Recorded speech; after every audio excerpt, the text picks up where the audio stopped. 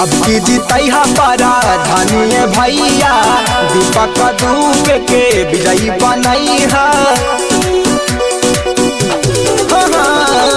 अब की जीतैहा पारा धनिए भैया, दीपक दुबे के विजयी बनैहा। इहे बसा बस सपनवा हो, सपनवा हो, होई विकास चमक जाई गौआ। अब की जितादा चुनौआ हो, होई विकास चमक जाई गौआ।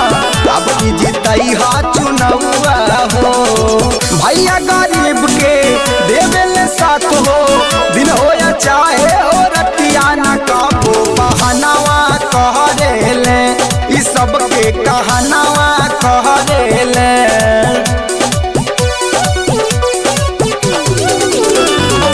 भैया गरीब के देवेले साथ हो, दिन हो या चाहे हो रतिया न कबो बहनवा कहरेले, ई सबके कहनवा कहरेले।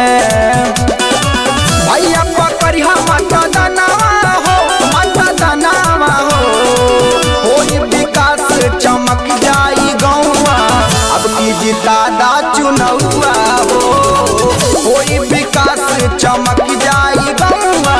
अब की जितादा चुनौआ हो, गौआ में अपना करिए विकास हो, सबके पूरई है सपनवा की सबके आवास दी है हो, न केहू के निराश करिए हो।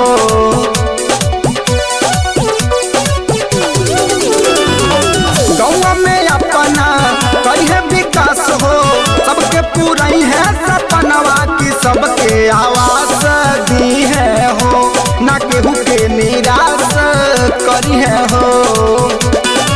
यादव दिवस के बगनवा हो, अरे गनवा हो, होई विकास चमक जाई गौआ।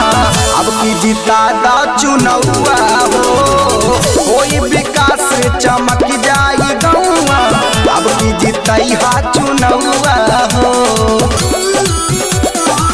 अब की जितैहा पारा धनिए भैया, दीपक दुबे के विजयी बनैहा।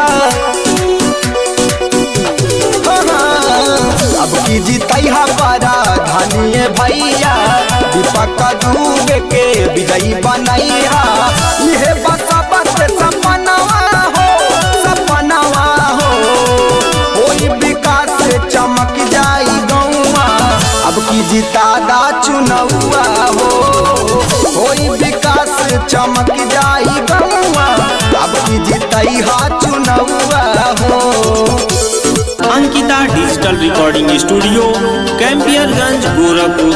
Mobile number 7572063980। धन्यवाद।